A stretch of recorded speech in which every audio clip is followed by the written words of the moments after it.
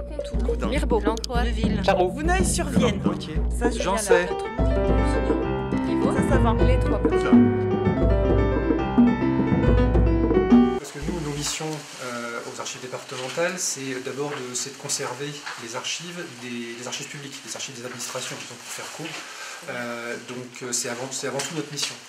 Mais à côté de ces archives publiques, on peut être amené à collecter des archives privées, comme celle de la filature, archives dans la mesure où elles ont un intérêt pour l'histoire du département, du poitou en général, enfin bref.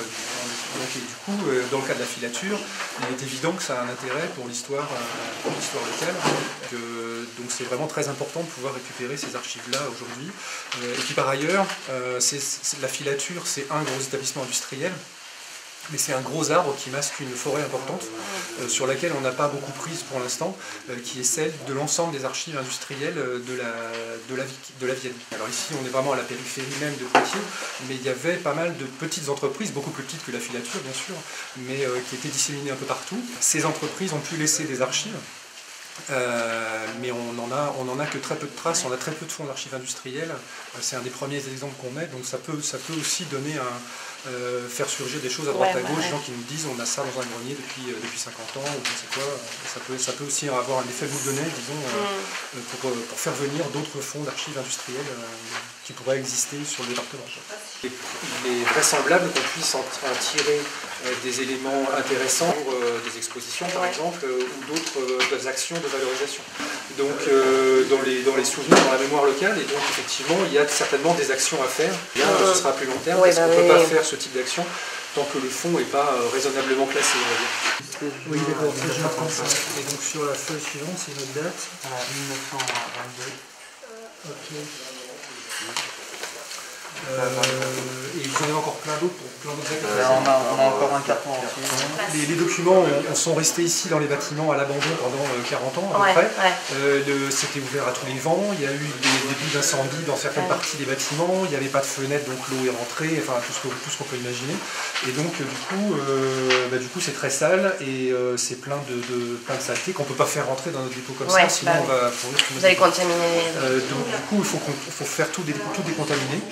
Ce sera fait à nos frais et c'est seulement après la décontamination que ça rentrera aux archives. Et c'est ensuite aux archives départementales, à tête reposée, qu'on pourra faire un vrai travail de classement qui complétera celui qui a déjà été entamé ici pour une partie des documents. Voilà schématiquement le truc. D'accord.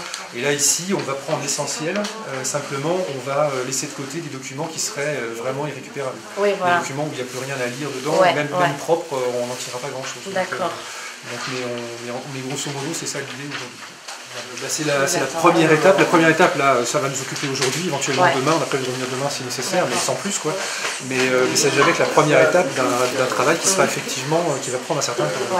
L'inventaire de l'usine lorsqu'elle a été vendue. Donc on sait tout pièce par pièce.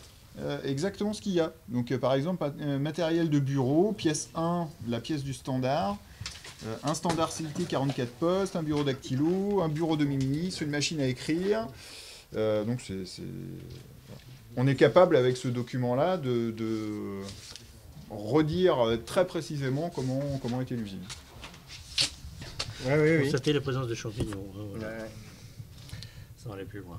Voilà, celui-ci il passera peut-être même pas l'étape. Enfin, il sera décontaminé parce qu'il est dans l'eau, mais il ne sera peut-être pas conservé en fait. Donc M. Benoît nous aura ramené les documents décontaminés.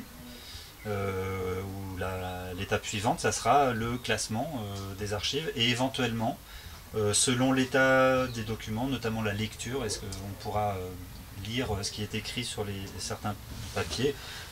Est-ce que ça sera un document pertinent à conserver? Bon, ça fera partie du traitement intellectuel qui interviendra après la décontamination. Donc se poser la question de la pertinence de conserver un tel document.